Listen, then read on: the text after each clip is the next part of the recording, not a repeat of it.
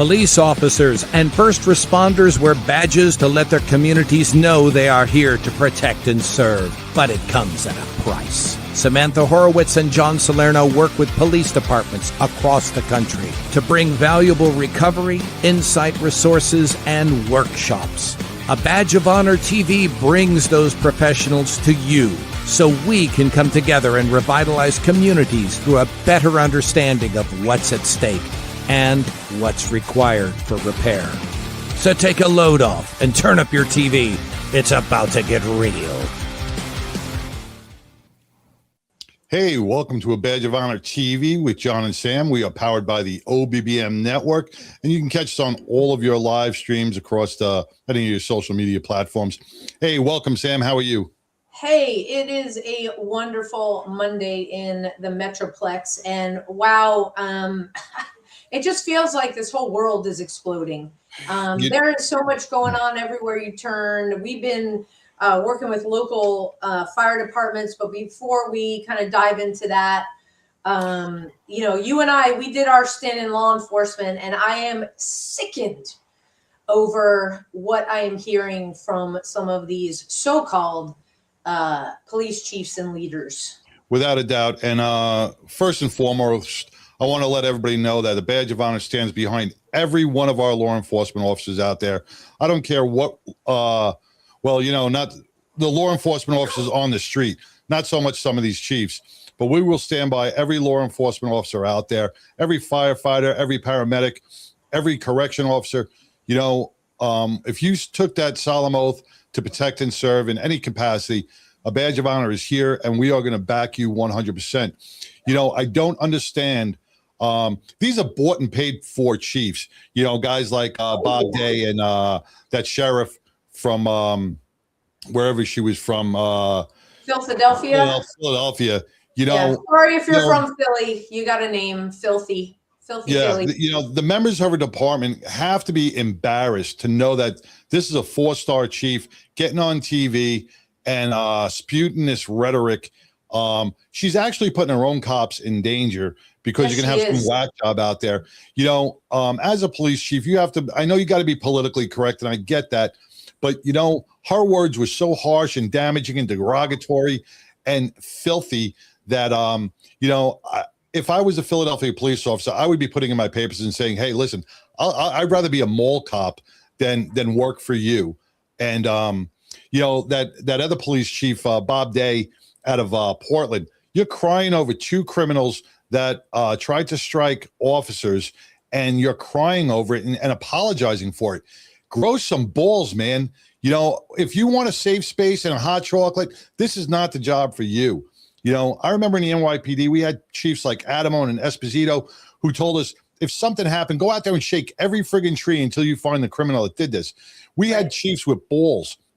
I don't see these DEI chiefs are out of control. And I feel sorry for the men and women that are under them and have to work for them, because that is a stress. They are putting more stress on our officers each and every day.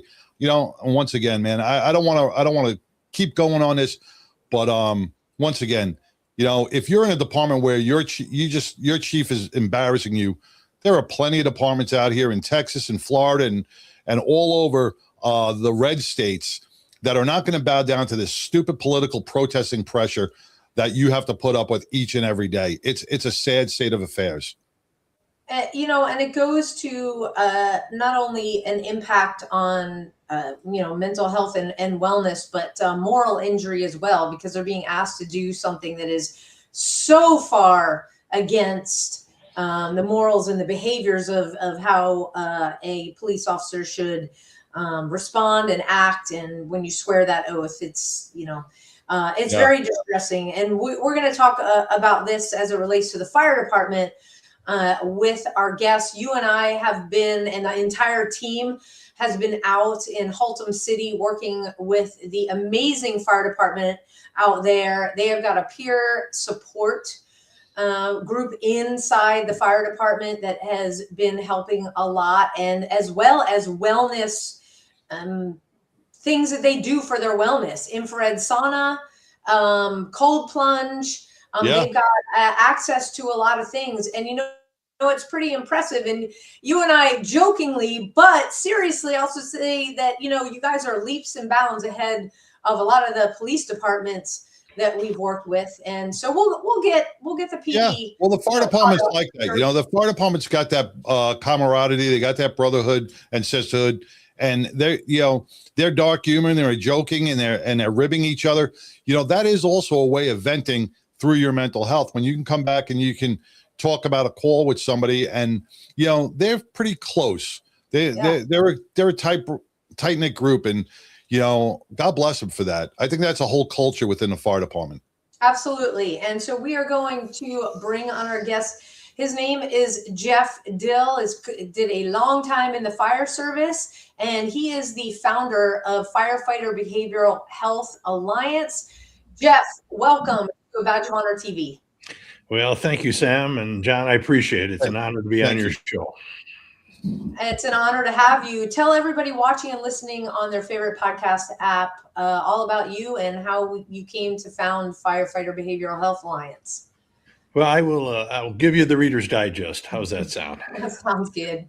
So I started in the fire service in the northwest suburbs of Chicago in 1990 as a volunteer. And then in 95, I went career and moved up pretty quickly within the ranks. I was an officer 23 out of 26 years of my active career outside there in the northwest suburbs. And it all changed for me in 2005 with Hurricane Katrina. Division I outside of Chicago sent down numerous firefighters to help out our brothers and sisters down there in the southeast in New Orleans. And when they came back, they were showing me videos and pictures of, they were picking up bodies in the streets and the devastation. And you have to understand, this is 2005, and we never talked about behavioral health. That was just a taboo subject. And I know both of you know that. And so, but I thought, well, I was a battalion chief at the time, and I thought, how can I help out my brothers and sisters? So I decided to go back and get my master's degree, and I became a licensed counselor. Nice. And actually in 2009, I founded counseling services for firefighters. I began training counselors and chaplains. Hey, you want to work with us? You need to understand us. We're just a tad bit different. Not that it's wrong from my point of view, but we're a little different. And so early 2010, I started receiving emails and phone calls from all over the world saying, do you do anything about firefighter suicides? I said, what? I said, never heard of that. I mean, no one ever talked about that. Started doing a little research and found out, hey, we might have a bigger problem than people realize. And so my bride and I, we just celebrated 45 years of marriage in November, Karen. And we founded, congratulations. Thank you. Yeah, we founded Firefighter Behavioral Health Alliance and started hosting workshops in regard to behavioral health, but it was also the year that we started tracking and validating fire and DMS suicides in America. And so over these years, we now have 14 different workshops. I've traveled about 1.5 million miles across the U.S. and Canada speaking. I've even had the honor of speaking at the Pentagon because we track military firefighters as well as wildland, career volunteer, EMS, and in 2019 we started tracking dispatchers. So it's just been an incredible ride. We do a lot for families. In May will be our 10th anniversary of our Those Left Behind annual weekend retreat, and I will tell you both, it is one of the most powerful weekends you can ever imagine. Families come from all over the country and they bond and share things that I never lost anyone in my immediate family. I saw it on the job, and I've lost about 35 people I've known doing FBHA. So that's it in a nutshell. I will tell you that we have validated 2,291 of these tragic events, and I've personally spoken to about 2,240 chief officers or families to validate all the data. So I've heard a lot of stories. And you got a little clicker on you when you talking to all these people? I tell you, man, I can't remember to do the laundry when my wife asked me, but I can remember names from years ago and things. It's because you got a passion for it. But I want to reiterate, you really touched on a couple of our unsung and forgotten heroes that are out there, and that's the stump jumpers and the forest land firefighters. our airport firefighters and aviation firefighters, along with our dispatchers, man. They have such a critical job, and sometimes we do forget about them because they're all their own entity, and they usually never bunched in with the rest of us on the street sometimes. But God bless you for not forgetting those forgotten heroes. No, and it's important. 4.5 years ago, I started as the behavioral health administrator for Las Vegas Fire and Rescue. And one group I target is they are our dispatchers up there. They handle close to 600,000 calls a year, and they hear a lot of tragedy, a lot of tragic events. So we make sure that we take care of them as well. Nice. 100%, 100%. We are dedicated to highlighting our warriors, our patriots, those that speak up when people don't want to speak. And when we come back from our first break, because we're going to hear from one of our sponsors, Patriot Mobile, who really backs all of our first responders and our veterans and takes it very seriously. But when we come back, we'll talk more with Jeff Dill, because I have a specific question about the timeline in terms of talking about stuff, because you mentioned 2005. So let's take our first break, folks. We'll be back right after these messages. When you choose Patriot Mobile, you're not just picking a wireless provider. You're choosing a company that shares your values. It's easy to switch, and you can keep your number, your phone, and most importantly, your values. With Patriot Mobile, you get the power of nationwide coverage on all 3 major networks. That means wherever life takes you, we've got you covered on the same reliable networks you already know and trust. And when you need us, we're here for you right here at home. Our customer service is 100% US-based, because we believe that support should come from people who understand you and your values. At Patriot Mobile, you're not just another call, you're a priority. In today's world, where you spend your money matters more than ever, every dollar is a vote for the kind of future you want to build. Join the thousands of Americans making a difference with every call, every text, and every connection. Choose a company that shares your values. Choose Patriot Mobile.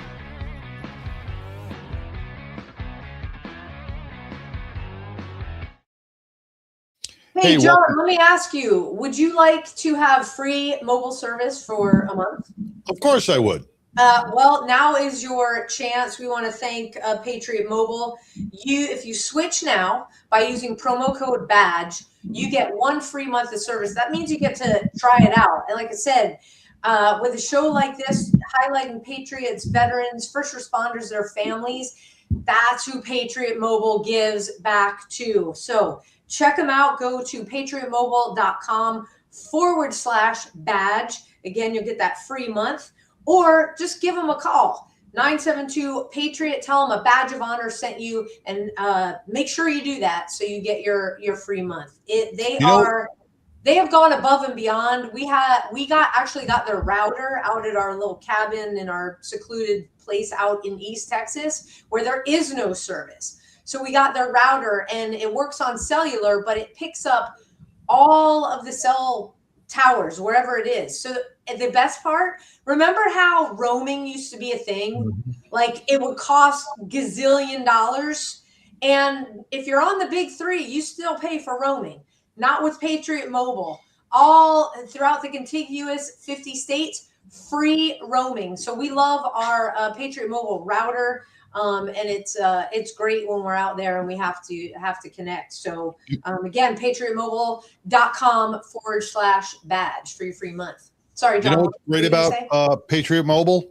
It's not like Mondami Mobile. When they say free, it's free. It's not like that. The social is free. You're actually getting a free month. Just not being told that.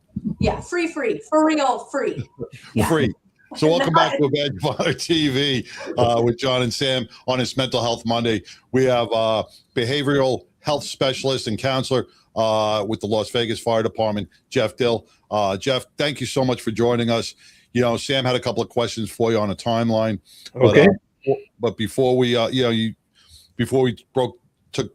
the break, you were telling us all about your service and 45 years of marriage. God bless. And what you do for our amazing firefighters in Las Vegas and across the country. Yeah. Well, I appreciate that. Thank you so very much. It's Believe me, there was many times I asked the good Lord, hey, why me? I mean, I never lost anyone to suicide, and it's just you're put on a path, and you just do what you're asked to do. So Yeah, exactly. 100%, 100%. We truly understand that for sure. So, September 11th, 2001, you had mentioned that the fire service wasn't really talking about behavioral health, suicide, mental wellness, whatever you want to term it, in 2005.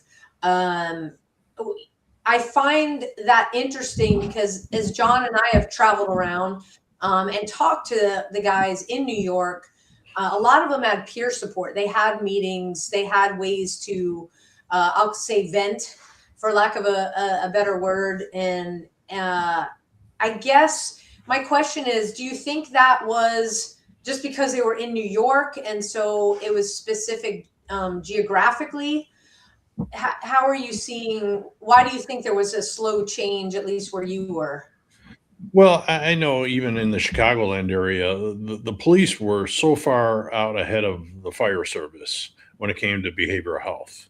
I mean, we know that there were psychologists in around the stations and talking to them after shootings and things. We never had any of that, and it's a thing that when I founded FBHA, I coined a phrase called cultural brainwashing. And what that means is if I asked you both, when you hear the term firefighter, what words come to your mind when I say that? Sleep, Fire. sleep, good food, video games. Hero? Yeah, right. I'll go with Sam's hero, brave, courageous. Yeah. I asked these questions, two of our workshops, one's for our families and one's for our chaplains and counselors. And I started out with that, and I get the same thing. They're heroic, self-sacrificing, brave. In 17 years, I've yet to hear anyone say, well, they have a lot of anger issues. Their communication skills are just, they're suck. You know what? They drink like fish. And so society can be culturally brainwashed. And so when you're asked to put this uniform on and do what you're asked to do, let's not show any weakness. Let's keep strong. And that's when you're challenged in your personal, professional life to act that way. That becomes very, very difficult to maneuver. You're not supposed to ask for help. You don't want to be the weak link of the company. So that cultural brainwashing is truly real. And so when we started talking about all these things, our first, you were talking about at the top of the hour there, our first four workshops were actually in Philadelphia in 2011. And that's because a wonderful battalion chief, who's a friend of mine, he saw an article written about us in the Chicago Tribune and said, hey, you know what? I think we need this. And so I went out there, did four workshops, and we never looked back. But I will tell you, those early years in 2010, 2011, 2012, we got beat up pretty bad. Many emails saying, hey, why are you trying to make us look weak? PTSD, that's a military thing. Suicide, you're making up the numbers. There's no such thing, no problem.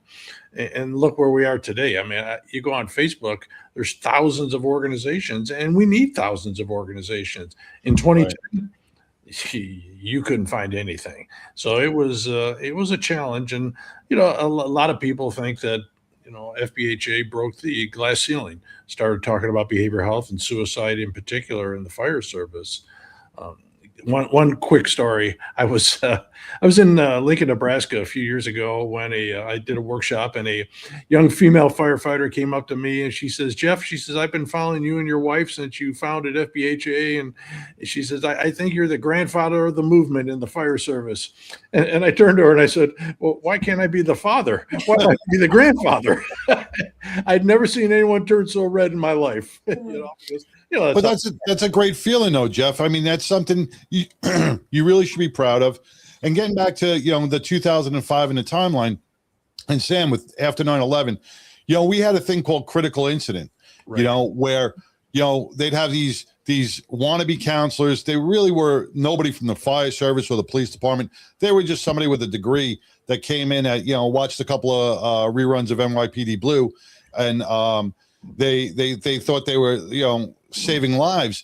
And the critical incident would last 2-3 hours, and nobody wanted to talk because it was too fresh. They would do this critical incident maybe between 3 and 7 days after the incident, which I think it's great to come in and do a check-in, but there was never any follow-up. And that's where the problem lies, is after the 30-day mark, if you're still feeling these issues, these dreams, these nightmares, different things, who's doing the follow-up? And at that point, how many traumas have you endured since then?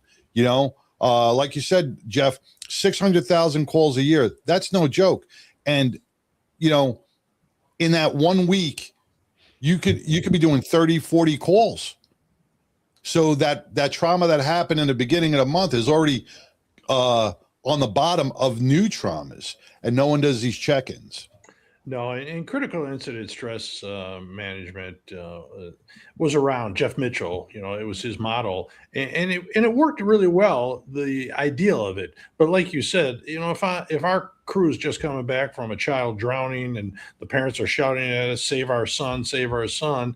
and we're supposed to sit around and talk to people we've never met before, it's not going to happen. We haven't digested exactly what happened. The body and the mind hasn't really taken control of all the things that handled our blood pressure, our anxiety is still so high. And then we talk about, hey, am I going to be, maybe I'm the new firefighter. Do you think I'm going to express any weakness? Or maybe I'm the battalion chief. You think I'm going to say that, this one hurts, because then there's, he's a leader. He's crying on these calls. So you acted tough. And then unfortunately you took it out either through some addiction or you took it out on your family. And it becomes a big problem. And so there's a lot of things. I know, Sam, you mentioned moral injury. We did a white paper 4 years ago on moral injury, wounds of the spirit, and moral injury in the fire service. And it was all based on my belief that moral injury plays a larger role than post-traumatic stress. And I base that on that the number one known reason why our brothers and sisters are killing themselves is due to relationships, whether it's work relationships or personal relationships, then followed by depression and then PTSD. And so when you talk about moral injury, there's where PTS is trauma-based, fear-based, moral injury is more emotional-based. Mm-hmm. And one of the key aspects of moral injury is betrayal. Betrayal by management. Hey, you promised us better working conditions, better equipment and things like that, or betrayal by others. Why are you stabbing me in the back just because it's job promotion time? Or why are you harassing or bullying me? Or betrayal by ourselves. Why didn't I say something when I saw one of our brothers or sisters being harassed? Or why did I go out and have an affair and ruin my relationship with my spouse or partner and my children? Yeah, so, Jeff, it's so critical that we continue to kind of peel back the layers of the onion as it relates to moral injury. We got to take our next quick break. Sure. Let's continue exactly on this topic when we come back. We'll be right back, everybody. Stay tuned. Look, when you need to respond to an aggressive situation to protect yourself, your family, or your property, understanding your firearm and legal position are critical. Officers know your skills are only as good as your commitment to training. So know what you're doing. So when you're in a vulnerable situation, we can count on your response. Whether you're a beginner or a licensed gun carrier, Carry in Texas offers basic firearms training, Texas permitless carry courses, license to carry, and basic 2A courses so you can understand the responsibilities, situational awareness, and learn the technical skill required when you carry your firearm. Go to carryintexas.com to find the right course for you. Join me, former United States Secret Service agent Samantha Horwitz, on the range for beginner basics, LTC prep, and range practice. Go to carryintexas.com today. That's carryintexas.com. You're muted, my partner. Go ahead and unmute yourself and say welcome back. Welcome back. No, because all of a sudden the screen went black and it said, cannot play this clip. So I didn't get to see the finishing of it. So, hey, welcome back to A Badge of Honor TV with John and Sam. And firefighter and behavioral specialist and counselor Jeff Dill with Las Vegas Fire Department. Jeff, when we talk about moral injury and we talk about all the other components with this stress, and we brought this up at the fire department that we're doing the workshop. And, when we hit that REM sleep, when we hit, the snooze button, we get to process all of our traumas. We get to process our financials and our relationships, and all this crap gets put in a nice stored file during our REM sleep. Firefighters on that aspect do not get that. They are constantly ready to go. Any buzz, any beep, anything is going to mess up their sleep patterns, which not only affects them physically, it also affects them mentally. So a small financial burden, say at home, right, could be magnified 1,000-fold, and they wouldn't know how to cope with it. And this is where, like you said, with the PTSD is just a small aspect of what happens when a suicide occurs, because it's compounded stress that we don't know how to cope with like a normal person. Well, we know when I interviewed over 600 brothers and sisters in regard to the top 5 warning signs, of course, sleep deprivation was in it. And I tell everyone here in Vegas and everywhere across the country, I'm not a big fan of 4896s, especially when you run as many calls as some of these larger cities do. There's just no sleep whatsoever. And we know that it's a big issue here in the fire service, and we're starting to see a gigantic push in changes within our schedule. If you've been noticing, nowadays fire departments, they're advertising job applications, and right at the top of those applications they state, we have now gone to 24/72s. So they work one day and they're off 3 to try to assist them with that deprivation of sleep that you have. And you know what? I don't know if you both know, I'm sure you do, but maybe your audience, about 72% of all firefighters in America are volunteers. And so when you have that volunteer and you sign up and you have that little pager by your bedside, that stress and anxiety, many times. I did it for 24 years. I had that pager sitting on my nightstand. Absolutely. You wake up. Do we need to qualify like what a pager is for our viewers? It's a little alert. It's a little alert monitor. Okay, look it up. What is a pager? Like we just high-end Nextel. Your dispatcher gives off the calls. It's like the first generation Blackberries that we had. Yeah, it's amazing. And I used to wake up my wife and say, "Hey, did I miss a page?" And things, so it wears and tears that sleep on volunteers. And talking about police, I wanted to, during the commercial there, I'm a firm believer. I think police have it more difficult than fire, because at least we're with people and we're talking, where most of those officers, when they're ruminating about things going on in their lives, they're driving along, they're alone. And that, it just plays over and over again in their mind. And that's very, very difficult. So, kudos to the police service who's trying to do everything they can to help our brothers and sisters in the blue in regard to behavioral health. Yeah. Let me ask some. Why has the fire department not adapted to 10 or 12-hour shifts? Is there a reason behind that, or is it just not feasible? Yeah, I think a lot of it has to do with the financial aspect, because when you have a department where you have 200, you just take a look. For every person that's on your department, you usually have to, if you're going to hire, it's the equation is 1.5. So if you go to 4 shifts and you have 250 people on your shift, you have to, somewhere around 400 people you have to hire. And that's just not feasible for a lot of departments. Now, some of the smaller departments can, they can get away with that. But, and plus a lot of people like their 4 days off. And, especially in this area, we have firefighters that live in Arizona and Utah and California. So it's, and that was one of the beliefs, the creation of why the 4896s, which came out of the West Coast, is it was so expensive to live in California. So firefighters would drive elsewhere to live. And so, but there was no residency requirement. No, not here in Vegas. Oh, wow. Okay. No. So it's, It's a problem. We know it is. Sleep deprivation is definitely a behavioral health issue. It can lead to what I call a lot of things called cognitive disconnect. Mhm. And what that means to me is that in that time of crisis, uh, our brother or sister, they're basing the decision to end their life on the emotion they're going through at that moment, and reality goes out the window. And if you're not standing there, how do we stop that thought that my family will be better off, or I'll show them if it's a relationship issue. And so it becomes very, very difficult. And then that's why we have to do the educational component of behavioral health. And I coined a phrase called internal size up.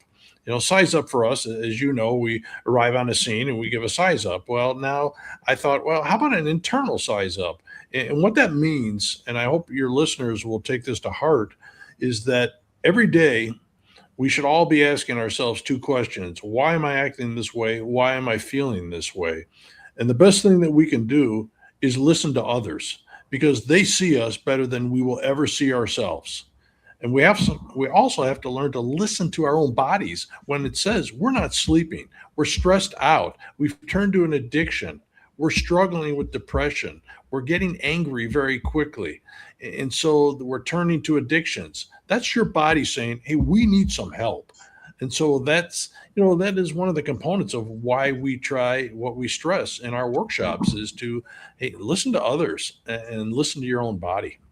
Yeah, But what for happened? sure. So, And that is critical. And you have on your website kind of a questionnaire that people can ask. And, we're talking about, kind of the brain going offline, and some of what we see at the, when they first walk in and then after lunch is the caffeine thing. And we get that sleep and stuff with the energy drinks. But here at A Badge of Honor TV, we are fans of the bean, the coffee bean. In fact, we are even bigger fans Water. of East Texas Legends Coffee. So, East Texas Legends Coffee Company was founded by Ben and Amanda Holmes. They have been on the show before season 2. You can go and listen to Ben's. It's heartbreaking and heartwarming at the same time. But their company reflects their journey from Ben's Marine Corps service and law enforcement career, overcoming post-traumatic stress, to finding purpose in ranching. Relocating to an East Texas ranch, they identified a need for a local coffee brand. Now they're opening their first coffee shop in Lindale, Texas, rooted in faith, family, and community. Their mission: inspire purposeful conversations over coffee. So you can drink coffee and be legendary. Go to etxlegendscoffee.com. Use promo code BADGE for 15% off coffee and merch. We got the QR code up on the screen. You can just hover over that with your phone. Again, they'll ship it direct, so that's 15% off coffee and merch. And here's some of the merch. Nice.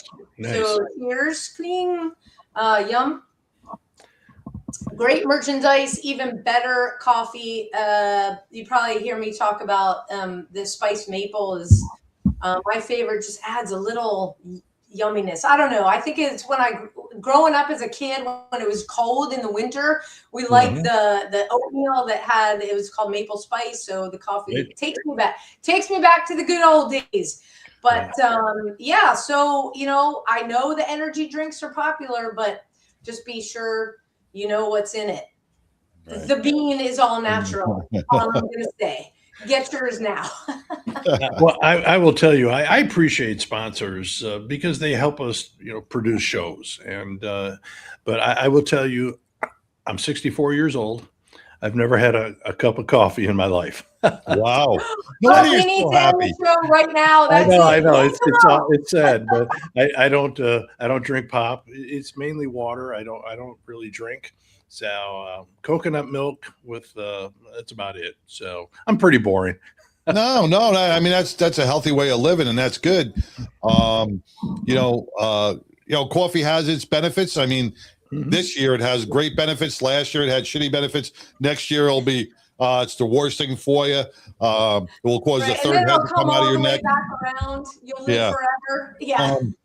Getting back to our conversation before we broke, when we were talking about sleep and we were talking about the firefighters, the difference between firefighters and police officers. When you brought up police officers, our police officers are being used as political pawns.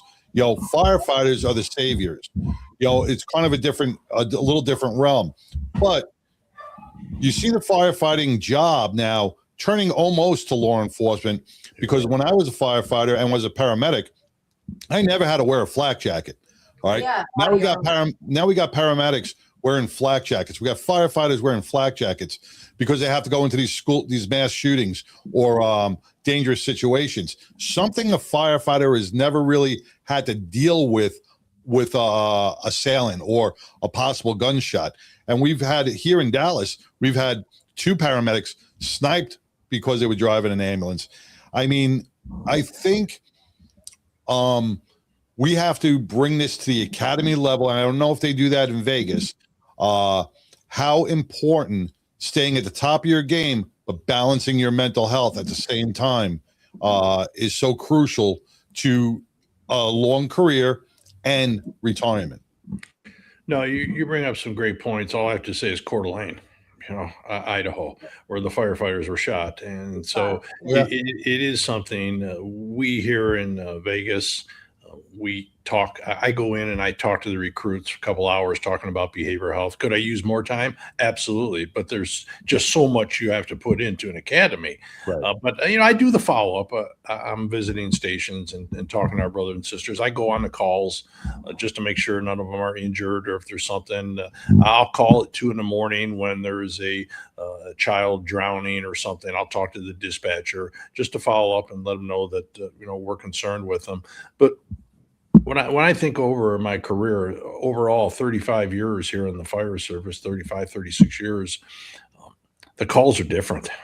It is definitely from when I started. There is a lot of anger out there, and we have to make sure that our brothers and sisters, both in the blue and us as fire service, EMS, our paramedics, they have to be aware of these calls that are coming on, and that betrayal, thinking, hey, I'm coming here to respond, to help out for the public, and they're shooting at me, they're biting me, they're kicking me, whatever it is. And so those things, they're real nowadays. And I don't know if we'll ever go back to what I felt was normal back in 1990 on calls. Well, what is the norm? And getting back to your original thing, where the sleep deprivation and the addiction and the anger, that has all become the norm in their life. So it is hard to change, because they don't recognize that their anger issues are so pronounced. Right. Because over a given time, it's become a way of life for them. So when they scream at something, they're like, oh, that's just me. They don't associate it with the damage from the job. Yeah, well, who does recognize that, and that's those people at home. Yes. And I'm sure it's high in the police, but we know that our first responder in the fire service is anywhere between 60 to 65% divorce rate. And so, yes, I actually laugh at people when they tell me, no, I leave everything at the job. Yeah, sure you do. Let me go home and, talk to your spouse or partner and your kids. Right. And so all those things, they play a major role in what we want, what we call a solidified life. Because at FBHA, I want you to have a great career, but I want you to have a better retirement. And that means, we train, we educate the spouses, the family members about, hey, why we act the way that we do, and what are the keys, the resolutions to help you bring a calmness when you get home. One of the things we talk about is a structured timeout. And that is, give the first responder 15 minutes, maybe a half an hour at the most, to come home and reacclimate themselves back home. Or maybe if it was a long call as a volunteer, instead of you walk in, okay, now great, now we got to put in the rose bushes, we're going over to see mom and things like that. And it's like, holy geez, man, I just got home. You Yeah, exactly. Absolutely. So, that structured timeout, and we've seen it's been working because they're understanding the dynamics of the adrenaline rush from the job and calls all day or all night, and now coming home and like I said, reacclimating back to a calmness, a peace. And that's what it should be, that atmosphere for us. Right. Absolutely. And we even talked about, as it relates to the PD coming off shift where it's, a regular Right. 8 or 12 hour, it's building in your recipe for success. So whether that's going to the gym first and letting the steam out, or sitting in your car, listening to a favorite song, but you've got to make that plan. You can't just, it doesn't work if it's by the seat of your pants, and it does go both ways. Yeah, and you have to know your surroundings nowadays, both for police and fire. I mean, yes, we know they're dangerous jobs, and we knew that going in because, hey, you got to watch out for the structure fires and the vehicle accidents. Things could happen, but now we have to watch out for people that are setting houses on fire and then shooting at us when we arrive, or a police officer pulling someone over for a tail light that's out. That driver might have a gun ready to shoot. I mean, all that adds that stress and anxiety every time the tones go off, every time they're asked to go do their job. And when you start doing that time and time and time again, year after year, it just builds up, and something's got to give. And having that behavioral health component within your organization. And for me at FBHA, it's more than having just a peer support team and an employee assistance program. We have a 12-point program where we help create your behavioral health program, and it starts in your academies and it goes all the way through to your retirement. It talks and develops your guidelines and policies. How many fire departments and EMS organizations in America have a true behavioral health policy program in regard to behavioral health? My estimation is probably about 5%. Yeah, but you got a lot of folks. If you go on your website, and we'll put that up, and after we take our next break, you've got a lot of commitments from a lot of good chiefs out there, including a nice long list from Texas. We're very happy to see that. We got to take another break. We'll be right back with Jeff Dill. Stay tuned, everybody. Interested in starting a podcast or TV show? Worried about what you'll say and how to keep it engaging? Think you'd like to be a guest on podcast, radio, or TV shows? Hi, I'm Susan Hamilton, owner and founder of OBBM Network, and I would like to invite you to an OBBM media training to get the tools you need for a relaxed and polished performance you'll be proud to share. Our specialized training techniques include role play, voice training, and everything you need to deliver a confident, clear, and engaging interaction. Go to offbeatbusiness.com. Go to the calendar and register for a training that's convenient for you. Dates available now, 214-714-0495. Hey, welcome back to A Badge of Honor TV with John and Sam, with our special guest, Jeff Dill, behavioral health specialist counselor with the Las Vegas Fire Department. 36 years. He doesn't remember, but that's because he doesn't drink coffee enough. But There you go. but before we left, we were talking about the components that wrap around our first responders' heads and what makes them do what they want to do, what they do, and act the way they act. And when we talk about the different stress levels and the different political culture within their departments, Sam, you brought up peer support. That's not just to check a box. Our peer support groups have to be there 24/7 for our first responders. And I don't know how it is in the fire department, but if somebody's battling, now I go to my peer support representative or my peer support buddy that's in the fire department, and I start opening up and I start saying, hey, this call the other day, blah, blah, blah. Now the tones go off, right? Now I'm out for another job. I didn't get, are we giving our peer support the tools and the time needed to really be effective within our agencies? Well, it's a great question. As the behavioral health administrator, I oversee the peer support team.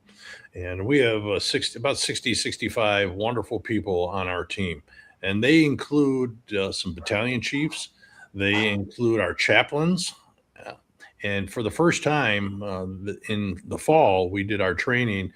We actually had 4 wives join the peer support team because they talk to each other. And so we want them to have the ability as peer support team members to provide, the components for our peer support training are very basic, very simple, meaning we want you to have compassion, the ability to listen, confidentiality, and provide resources. And that's what I ask of you out of our peer support team members. And so one of the things that we did here in Vegas, a good captain here created a QR code. And so I have been able to put all our resources into the QR code. And then now firefighters can be at home if they're struggling. They don't want to talk. They don't want to be embarrassed by asking anyone. They just go to this QR code. It lists all our resources. We have about 40 clinicians. I have inpatient facilities. I have outpatient facilities. I have equine therapy, all different types of therapies in this QR. It shows all the peer support team members, all our chaplains. And so now we have these resources available. And that's what we need to do for our members is to make sure that they're comfortable. Right. We are seeing, peer support really took off in the fire service in 2014 when two good friends of mine, Matt Olson and Sarah Gura, created the Illinois Peer Support Network. And what they did was they initially trained about 200 firefighters. And then in 2016, the IFF, the union for the fire department nationwide, they started doing peer support, and we start seeing more and more. In fact, now, like I said, FBHA does peer support training, and it's important. I will tell you, I think you mentioned it earlier, John, is that I've done this for a lot of years. I am still not an expert. I've spoken at every major conference in America and Canada. In fact, I'm going up to Canada again to speak at a Canadian Fire Chiefs Conference. And they introduced me as, Jeff Dill, the expert in this subject. No, to me, an expert sees a problem and is able to devise a response and fix that problem. We're not doing that right now. We're still losing good men and women.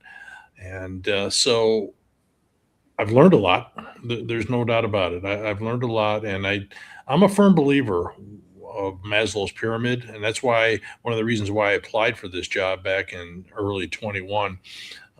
The self-actualization, the top, take what you know and pass on to others. And I have been blessed by meeting thousands and thousands of our brothers and sisters and family members. I've listened to thousands of suicides, and I try to pass that on to others, and so that they'll carry that torch, because one day, hey, you know what? I won't be able to carry that torch anymore. And if I can inspire just a few people to carry that torch, I think that's what it's all about. And I think that's why you're on this show and doing this, is you're trying to inspire your brothers and sisters in the blue and first responders to carry that torch once you decide to say, hey, it's time for me to pass it. 100%. Yep. And you said it in the beginning of the show about the thousands of foundations and organizations that are out there doing this job, doing the same thing that you guys are doing and a Badge of Honor is doing throughout the country, because nobody else is doing it for you. The government's not doing it. There's no really slated organization, because it's not a one thing fix all. Right. Everything is individualized. Will we ever fix the problem? Probably not. No. It's and I hate to be so blunt about that, but because we all suffer from different stresses, our family lives, our financial lives, our work lives, we take things in, everything's got a different taste to each other. So how it impacts an individual is different. And we can try, but they have to make that first step. They have to step up. They have to know that the resources are there. They have to take that first step and say, listen, they have to recognize I need the help. And please help. And peer support is not for everyone. It truly isn't. And I tell our brothers and sisters that you have to understand the difference between empathy and being an empath. Empathy is you can, feel for that member that's you're trying to help. An empath absorbs all of their pain and problems, and then they go home. And I've been talking about this for 10, 12 years. Be careful. And unfortunately, in about 2019, I started seeing it come to fruition because in our suicide data, I started noticing more and more peer support team members taking their lives. And so Yeah.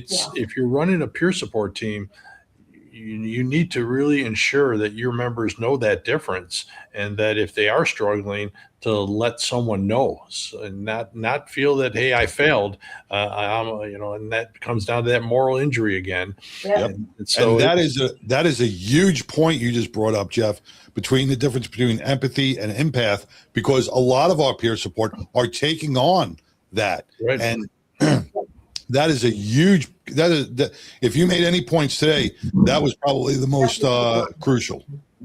Yeah, so I've got your website up, so ffbha.org. This is where, look, if this is resonating with you, your family member, reach out to Jeff and his team. Jeff, where else do you all play on social media, and what are your handles? Yeah, it's just Facebook is Firefighter Behavioral Health Alliance, and then of course LinkedIn.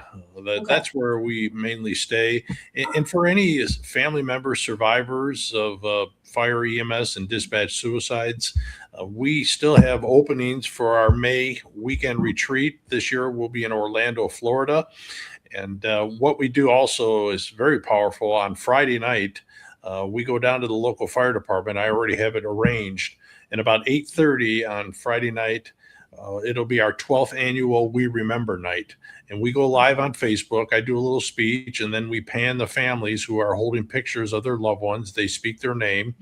We have a chaplain do a little blessing. We have the honor guard, and then we have Amazing Grace on the bagpipes.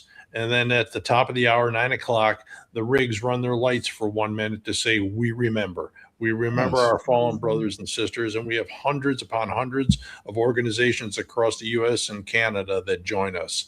And it means so much to the families that departments across the United States remember their loved ones. Absolutely. Yes. Absolutely. Well, this has been an amazing time. As usual, it always flies by. Folks, get in touch with Jeff. Again, ffbha.org.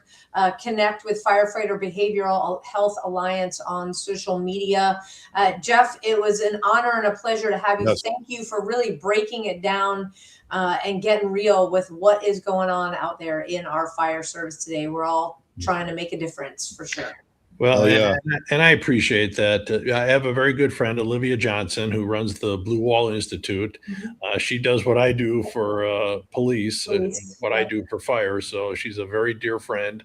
And if anyone needs her number, I can direct them that way as well. And you can actually find her one of our episodes, because we had her on as well. Oh, so, very good. Yeah, very good. But, like I said, it's my honor. I appreciate the both of you having me on your show to talk about a very serious situation that's happening within our first responder world. And so thank you. Yeah. All right. And Jeff, I'm going to take you up on that when I come to Vegas. We'll go out for a cup of coffee. I'll take you for your first cup of coffee. I'm sure I can find some good places when I order my bottle of water. There you go. Love it. Love it. All right. All right. Thank you, Jeff, so much. We will be in touch. Thank you, Jeff. Take care now. Bye-bye. All right. Bye-bye. Amazing guy. Yeah, amazing. Just, I love that he felt like he was spoken to, and that he continued along that journey. And he is blessing so many of our first responders, firefighters, and their families out there. So keep up the fantastic work. We are jam-packed with private workshops that actually take us all the way through the month of March. But that doesn't mean that if you are listening and you are a family member or a member of a department, that you can't schedule one with us. And it's as easy as reaching out to us through our website, abadgeofhonor.org. We will put that together for you. So don't be a stranger there. Also, if you're in need of assistance, want to find a therapist, lots of resources of all different kinds, again, on our website, abadgeofhonor.org. We've got our fundraiser coming up on April 18th. Details will be coming out as we put that together. That's going to be a fun casino night. Speakeasy. Billy Ball's going to be running that. That's going to be a great, great time. It is going to be fantastic. So stay tuned on our website. We will have a way to grab tickets As soon as we get that, like I said, we're rolling out details. We will get that up. So again, a badgeofhonor.org. And to all of our law enforcement officers, which include ICE, they are real. They are doing a job. To all of our firefighters and first responders out there, you have a group of prayer warriors that are praying for you to return home safely every single day. Do not give up the fight. Do not give into this rhetoric. People have your back. We have it right here at a Badge of Honor TV and at a Badge of Honor. So stay in the fight, keep going. And we want to say thank you. And to all of our veterans out there, thank you for fighting the good fight that allows John and I to do a show like this every single week. To all of our active duty personnel, man, it is getting interesting in the world. If you are spread out, like we know you are throughout the entire world, we may not hear about every single thing you're doing every day, but we are thinking about you and we are praying for you. Thank you for keeping our shores safe. John, take us home. Man, you couldn't have said it better, but I just want to just give a quick call out to McDonald's, Hilton, and to anybody else who fails to recognize our amazing ICE officers by denying them entry or food or anything else. Shame on you. It is horrible. I don't care if they're individually owned and operated stores. You still fly that same flag of McDonald's and the Hilton. Shame on you. And thank God for our wonderful ICE officers out there doing a great job. Well, it's crap food and poor leadership. So you don't need them. We don't need them, and they don't need them. Correct. Okay. Until then, everybody. Yep. Peace. All right. Take care. A Badge of Honor podcast is produced for the OBBM Network podcast and protected under copyright law. For content permissions, please submit your request to abadgeofhonor.com on the content page. For OBBM Network programming information, please call 214-714-0495 today.